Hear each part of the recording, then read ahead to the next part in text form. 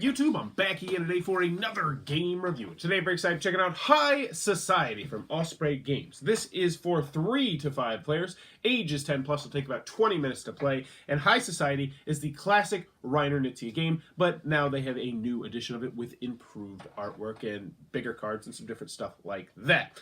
It's an old classic bidding game, very simple light filler game, but does it stand the test of time? Let's open it up and I'll tell you what I think. Righty then, we're going to take a look at what you're going to get inside of High Society. So first and foremost, we have a handy dandy rule booklet. It's 8 pages, double-sided, full color, full of pictures, illustrations, examples. Very well done, should have you up and running in no time at all. The only thing you might have some questions on is the scoring, and luckily they have a very nice scoring thing right here, which will show you how the scoring works.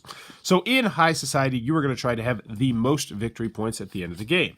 You're going to get victory points by acquiring these cards right here, by bidding on these cards right here, which will have numbers in the bottom left-hand corner telling you how many points they are worth.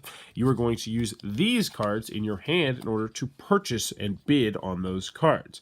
Everyone is going to start with the exact same hand of cards, 1, 2, 3, 4, 6, 8, 10, 12, 15, 20, and $25. These are the cards you're going to be bidding on. So, how does it work? Let's go over the components. Let's get in the gameplay. Actually, we did get in the components, but let's talk some more about these cards.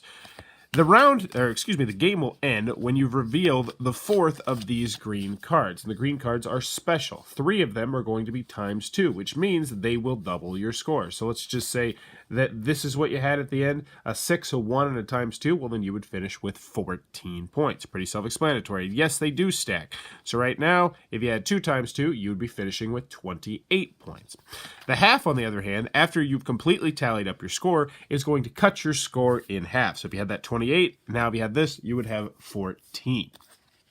Most of these are pretty simple. They're just numbers 1 through 10, and yeah, they have numbers 1 through 10, but 2 of them are special. There is a -5 and a faux pas, which is a minus. So what does that mean? Well, the -5, pretty self-explanatory. You're going to -5 from your score before you double everything.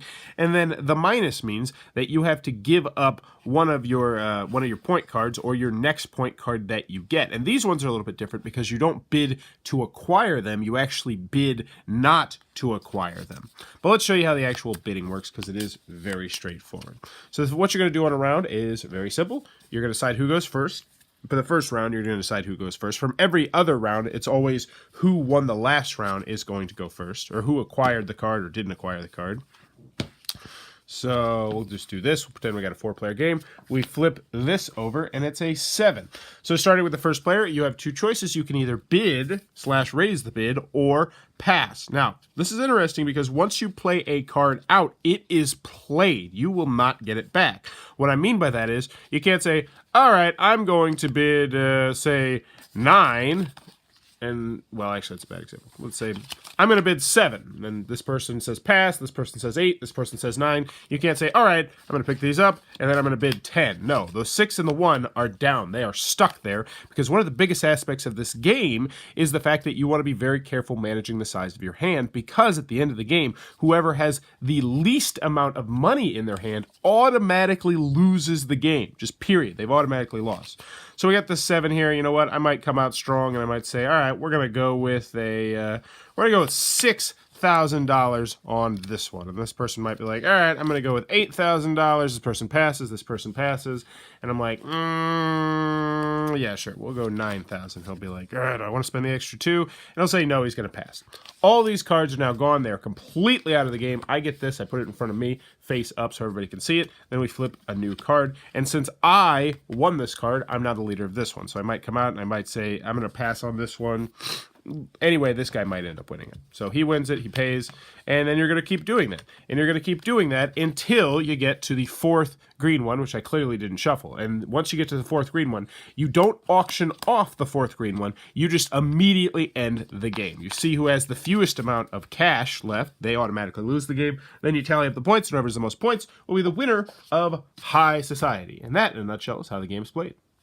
Alrighty then, High Society from Osprey Games. What are my final thoughts? Let's go over the pros, let's go over the cons. First, on the con side, game's not going to be for everybody for a variety of different reasons. 3 to 5 players, restricted player count.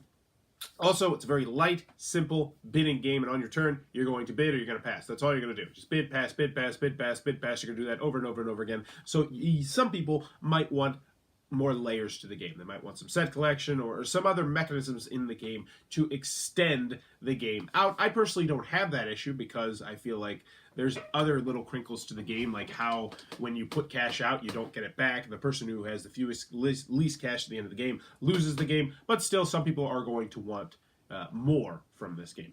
Another comment I have with this game is that if you play with somebody who's really good at counting cards, then they will have a serious leg up in this game because it is perfect knowledge. Everyone is going to have the same amount of hands. Everyone is going to be showing their bids.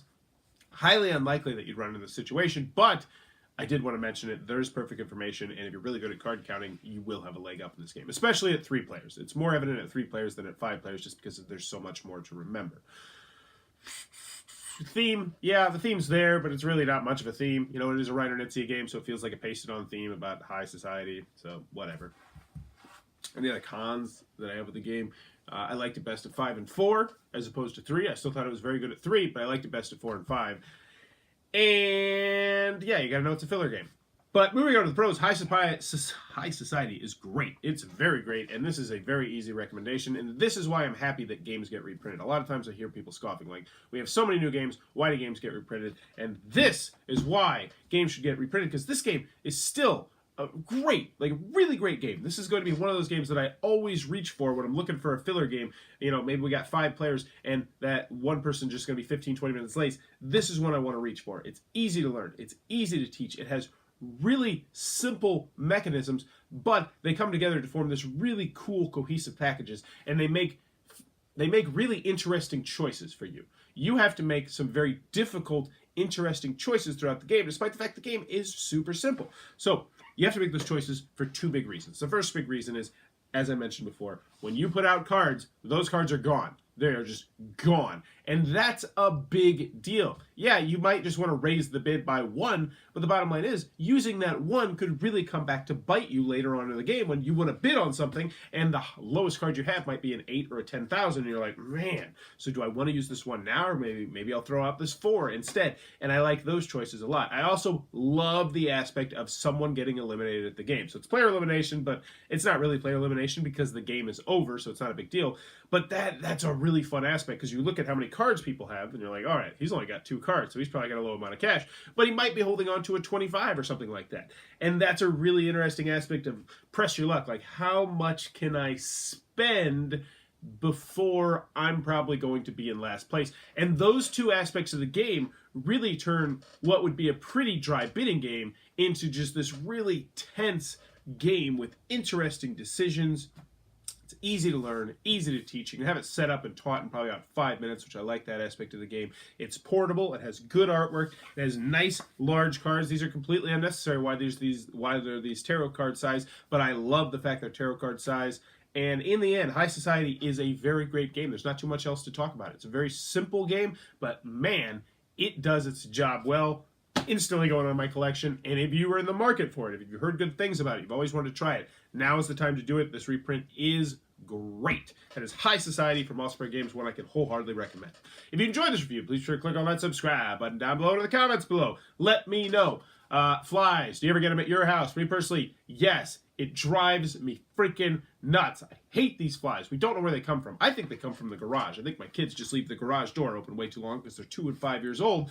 My wife thinks they're coming through a window or a crevice or something like that. I think they're coming from the garage. Either way, I hate them, and we just got rid of them. We just got rid of them right before I went to Gen Con. Then I come back from Gen Con, and they're everywhere. I think it's because the dishes had piled up, but that's neither here nor there. But it's still annoying. Ugh, I hate flies. Let me know in the comments below, though.